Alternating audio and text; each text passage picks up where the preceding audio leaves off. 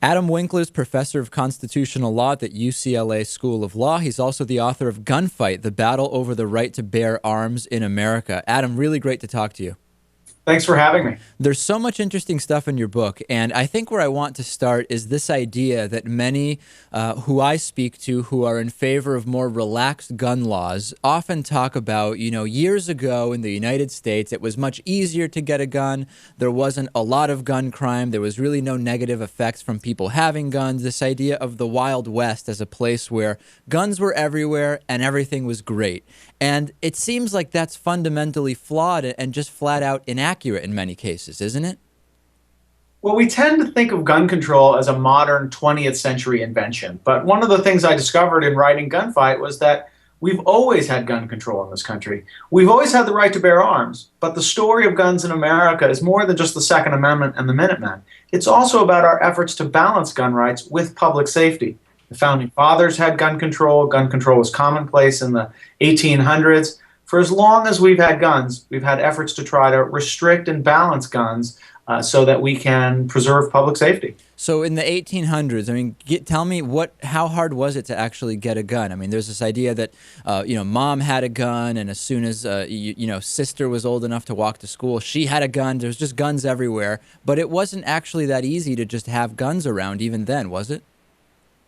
Well, I think it's always been relatively easy to have a gun around in the United States, and I would question those who think it's difficult to get a gun today. There's occasionally some hurdles that are put up in the way of getting a gun, but it's very easy to get a firearm today in America.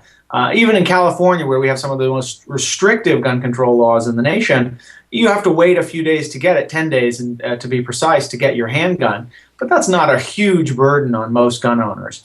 That said, maybe we should rethink that law or not, but the idea that it's difficult to get a gun is wrong, and it's never really been all that difficult to get a gun throughout American history. But part of the story of guns in America is about the ease at which legislatures have passed laws and the way that the courts have historically allowed those laws to take effect and not question them despite constitutional protections for the right to bear arms.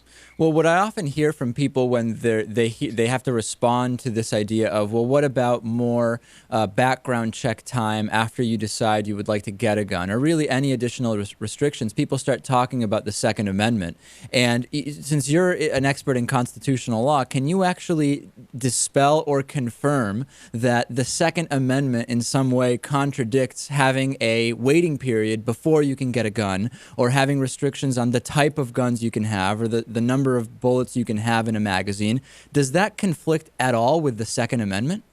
Well, in some ways that remains to be seen. One of the things I talk about in Gunfight is I tell the remarkable story about how, although the Second Amendment's been an important part of our Constitution since 1791, it wasn't until 2008 that the Supreme Court finally issued an authoritative and comprehensive opinion stating that the Second Amendment protects the right of individuals to own guns.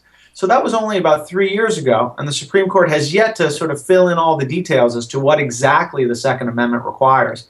But regardless of the story of the Second Amendment, one of the things I tell in my book is that the right to bear arms is one of our oldest, most established rights, even outside of the Second Amendment.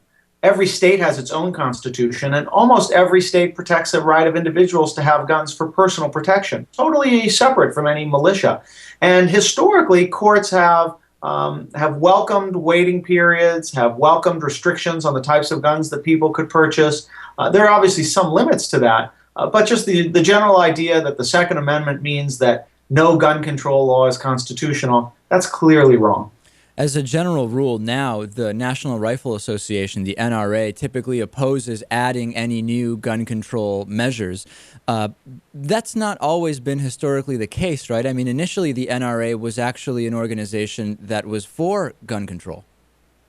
Yeah, but one of the most remarkable discoveries I made is about the history of the NRA. Started right after the Civil War by two Union soldiers who were really disappointed with the quality of marksmanship among the Union soldiers. They thought that part of the reason the war had lasted so long was because Confederate soldiers were much better trained with arms. Well, they founded the NRA really to emphasize marksmanship, and in the 1920s and 30s often supported gun control laws. In fact, wrote and drafted restrictive laws about concealed carry, requiring permits and only allowing permits for people with a proper reason and suitable people to have those guns. Laws that today's NRA seeks to overturn. In fact, I tell the story, a remarkable story of the president of the NRA, Carl Frederick, in the 1930s, testifying before Congress when Congress was considering passing the first major federal gun control law, the National Firearms Act of 1934. And he was asked, does this law run afoul of the Second Amendment? And his answer was nothing less than astounding from today's perspective. He said, I have not given it any study from that point of view. So the NRA only really became focused on the Second Amendment as a tool to fight gun control in the 1960s and 1970s. So up until that point, the NRA actually wasn't so out there trying to prevent any new gun control measures. Was it political influence? Was it money? I mean, how did they change so radically?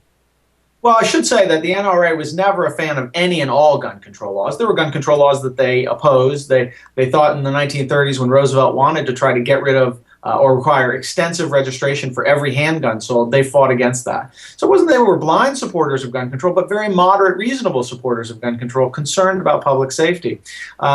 What happened with the NRA is really a story of the modern gun rights movement being launched in the late 1960s, early 1970s for a variety of reasons.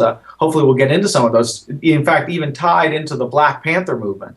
But what happens sort of very formally to the NRA is that in 1977, there's a coup among the membership at the annual meeting of the members, and a group of hardliners take over the NRA and recommit the organization to political advocacy and a very hardline view of the Second Amendment. And at that point, were those who were more more traditional NRA types, were they just pushed out? They basically just had no voice anymore? I mean, because there was a definite turn there. Yeah, what happened was the leadership of the NRA in the early 1970s tried to push out the hardliners that were growing, the growing dissidents who really wanted to focus on using the Second Amendment to fight gun control. The leadership of the organization, however, really wanted to refocus the organization on marksmanship and outdoorsman activities, and even had a plan to shut down the Washington office of the NRA and move to Colorado Springs to really focus on outdoors activities. This, of course, infuriated the dissident groups who thought that guns weren't really about hunting and shooting as much as they were about self-protection in a world where crime seemed to be rising and in urban environments where criminals seemed to be more popular and more common. And so this hardline group staged an amazing coup at the 1977 NRA, led by a man named Harlan Carter. And Harlan Carter led the organization into a whole new era. And today the NRA is the most powerful political organization in America. As many of us are familiar with, Adam Winkler, professor of constitutional law at UCLA. Hey, do you own guns out of curiosity? I don't. You don't? Okay. All right, I don't either. But I've shot a gun a couple of times. Have you done that? Many times. Okay. I take my class shooting at the gun range and stuff. I love to fire guns. I don't own a gun in my own home for personal reasons, but I'm not opposed to gun ownership and may buy one right after this interview. All right. Well, I recommend the book Gunfight, The Battle Over the Right to Bear Arms in America. Really great to talk to you. Thanks for having me. Okay, thanks.